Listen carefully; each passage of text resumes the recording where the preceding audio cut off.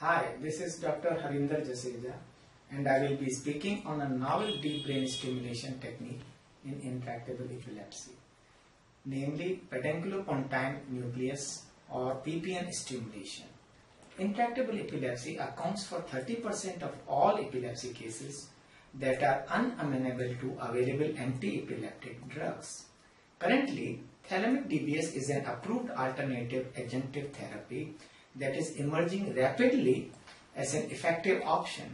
However, its efficacy is limited to intractable complex partial seizures. Even in the SANTE trials, only these seizures were significantly reduced. I have suggested a novel target for DBS in intractable epilepsy, namely pedunculopontine nucleus, the stimulation of which can control intractable seizures in a natural manner and eliminate the limitations associated with thalamic DBS. PPN in the brain is responsible for initiation of locomotion and control of gait, based on which PPN stimulation is already in usage in Parkinson's disease, especially for gait freezing. Let me tell here that REM sleep is an inherent component of total sleep time in humans since birth. It has for long been well documented to exert a powerful anti-epileptic effect against major types of epilepsies.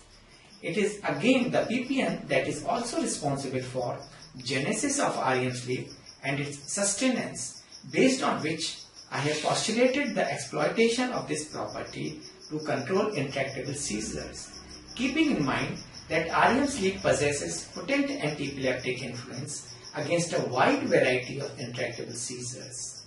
PPN stimulation at certain frequencies has been found to enhance REM sleep. Thus, its programmed stimulation can induce REM sleep to desired fractions. Since REM sleep is a natural state since birth, programmed PPN stimulation is expected to be not only devoid of adverse effects, but also exercise protection against a broader spectrum of epilepsies. Lastly, PPN stimulation has also been demonstrated to induce recovery of disrupted physiological activity of the neural pathways involved in sleep homeostasis. Hence, this property can potentially arrest the ongoing process of epileptogenesis, leading hopefully to a cure of epilepsy.